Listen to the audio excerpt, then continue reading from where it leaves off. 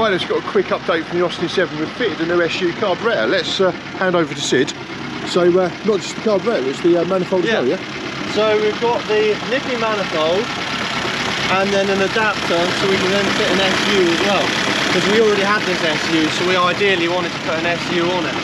But anyway, it took a bit of tuning really, because for a start, the piston, where the needle goes in, there was a lot of dirt.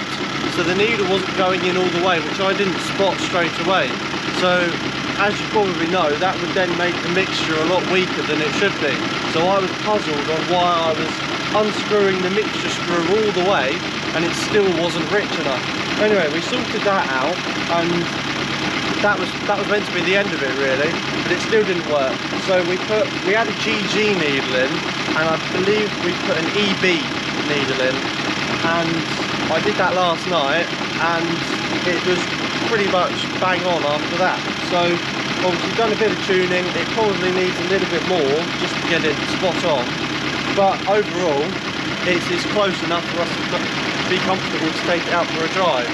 So I'll show you how to tune it as well.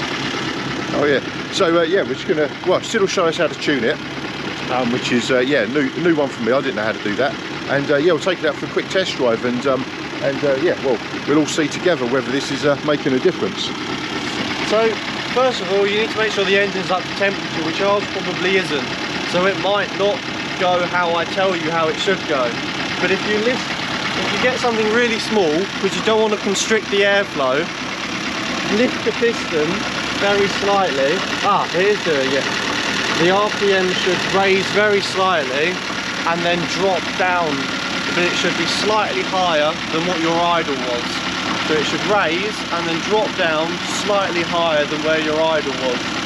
And that's pretty much where you want it. If it raises and stays there, then it's too rich, and if you lift the piston and it just dies, then it's too lean, which is the issue that I was having. But anyway, it's fairly simple. You just adjust it on that nut down there. And yeah, I find it pretty easy. Once you know what you're looking for, it's not too bad. So anyway, let's take it out for a drive, because we've not actually driven it yet. Cool. Okay, so yeah, Sid will just secure the bonnet down, and let's go for a test drive, and we'll find out together whether this new Nippy manifold and new SU are going to make a difference. So Sid's the main driver now. For our insurance, I do still have to just sit next to him. So he's only 17. He's only just passed his test. But for RH, as long as we insure it through the association, then Sid's allowed to drive and find out whether we're working or not. So because we've all parked in the way here, a little bit tricky. So first impressions. Oh yeah.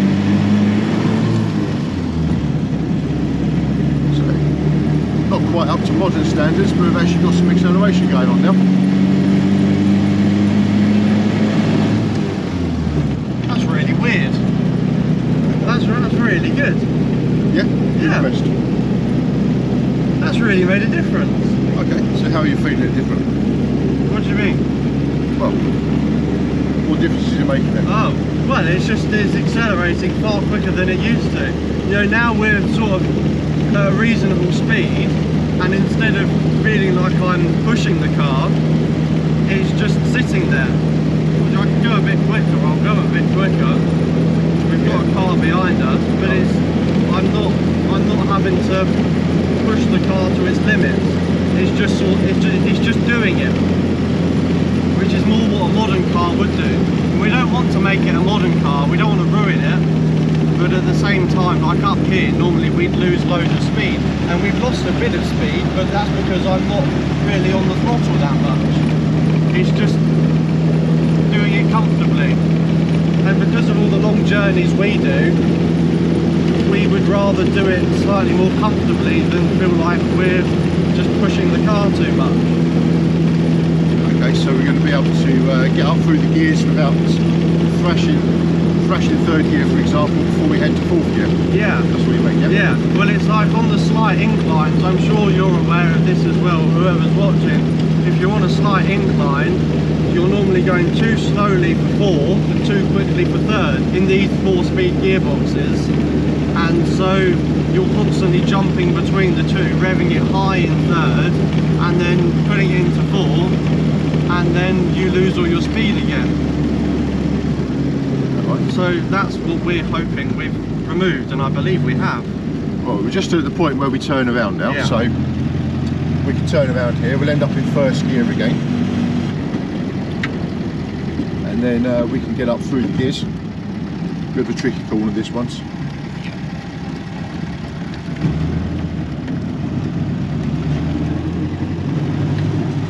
So nice day to take the car out for a test.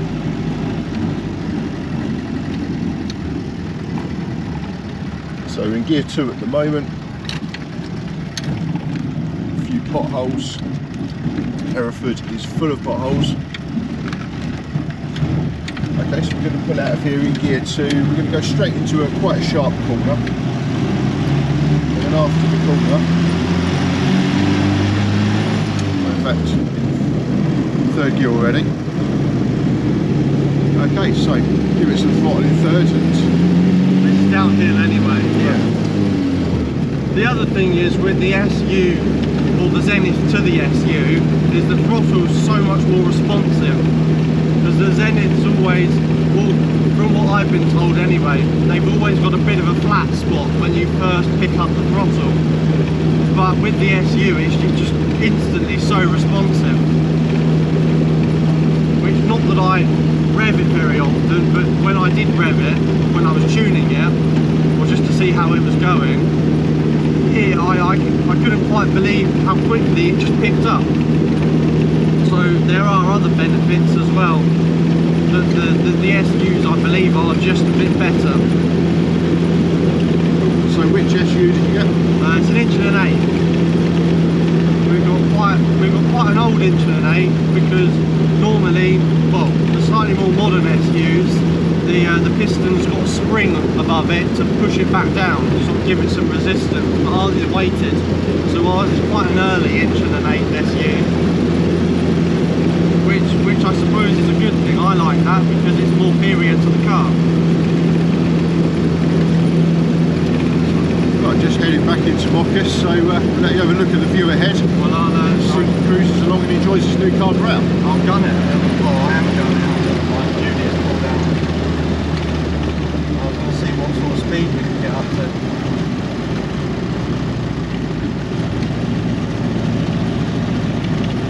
We'll go past the house.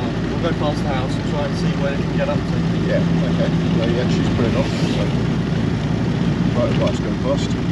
No one else behind us? No, there's another motorbike.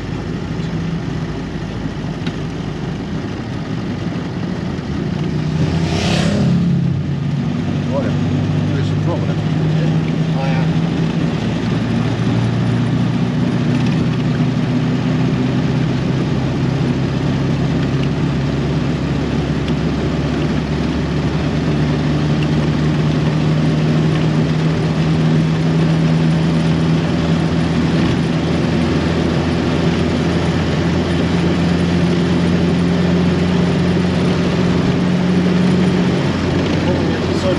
I don't want to, No. but you can feel it.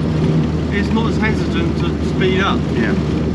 So it's still a bit bouncy around the corners. We've Yeah. got some adjustments to make for our shock absorbers. We've got some new friction plates. We'll get all that done.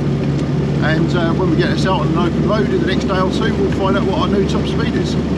Cool. Right. I think we're all happy. So we're just going to turn around and go back home, and we've got a trip up to the local farm next. So we'll get on and do that.